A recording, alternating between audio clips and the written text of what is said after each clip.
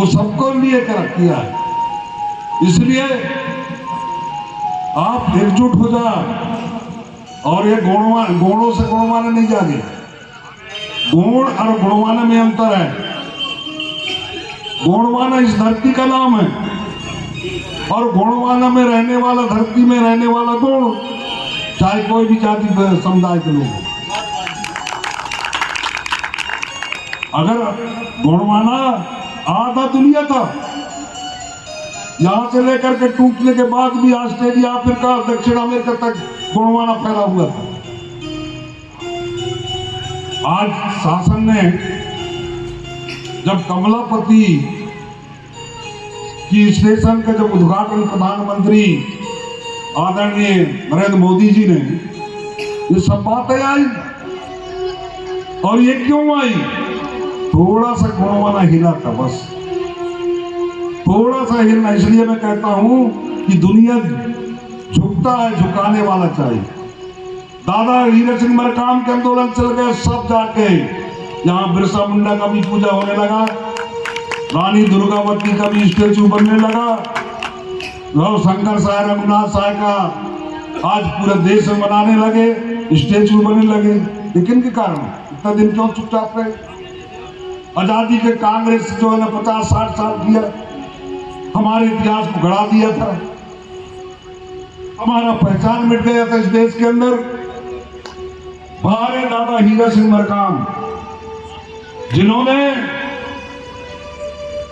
गुणवाना का उदय करके और आज पूरा देश के शासन प्रशासन सब हिलने लगे हैं। गुणवाना का आज पूरा देश मना रहा है, प्रशासन मना रहा है। तो ये काम दादा, हम इसलिए कहते हैं दादा तेरी नेक कमाई।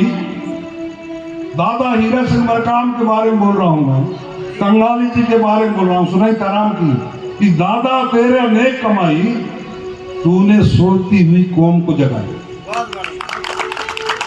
आज इस कौम का इज्जत होने लगा। थोड़ा सा गुणवाना, 15 विधायक दे दो, यहाँ सरकार में रहेंगे हम। मैं तो 15 ही मांग रहा हूं, 47 में 15 दे दो। और ये ईवीएम के कारण हम हार रहे हैं। मैं खुद लड़ा हूं, मैं 7-8 चरणों में आगे था और मुझे मालूम था। इसके बावजूद कांग्रेस के नेता आए मेरे पास, भाजपा के नेता आए कि बोले चुनाव बहुत बढ़िया लड़े हो, बधाई हो, बोले आप जीत रहे हैं।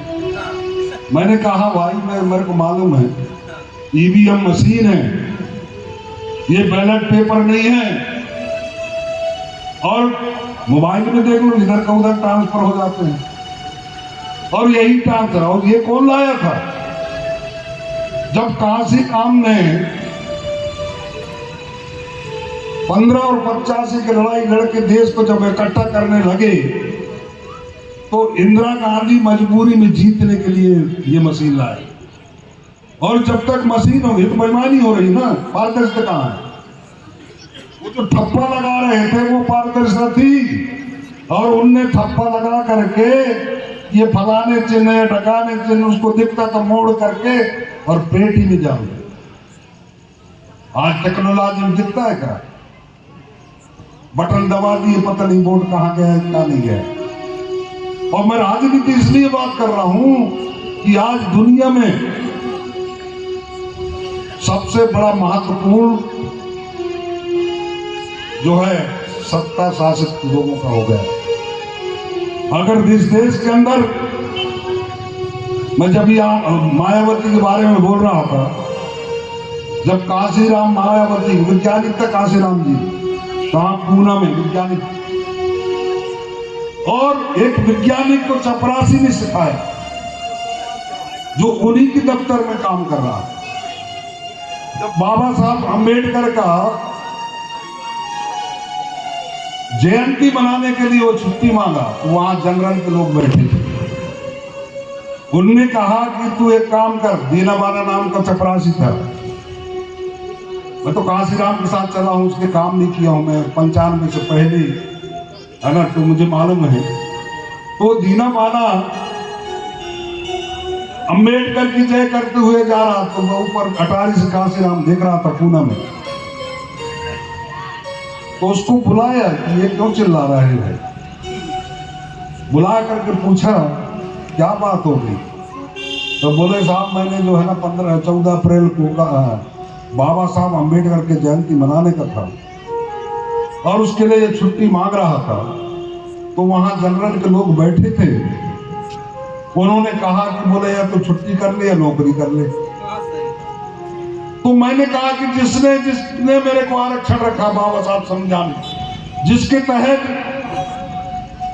मैं आज नौकरी पाया हूं, उसी को समर्पित कर रहा हूं, लेकिन मैं जयंती मनाऊंगा। कांशीराम ने कहा तू पागल है, नौकरी करना चाहिए।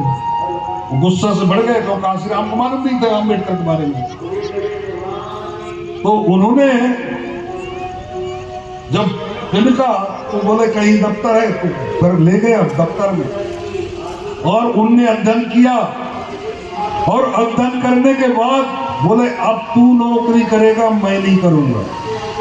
तब कांशीराम ने निकला वहां से, फिर DS4 बाम साहब, फिर पार्टी बनाया गया। उस टाइम ये इंदिरा गांधी ने ला करके और छल कपट का जो आज हमारे साथ जो छल कपट बातें बहुत सारे हैं, बातें मैं ज्यादा नहीं कहूंगा क्योंकि मैं बहुत सारे अध्ययन है मेरे पास।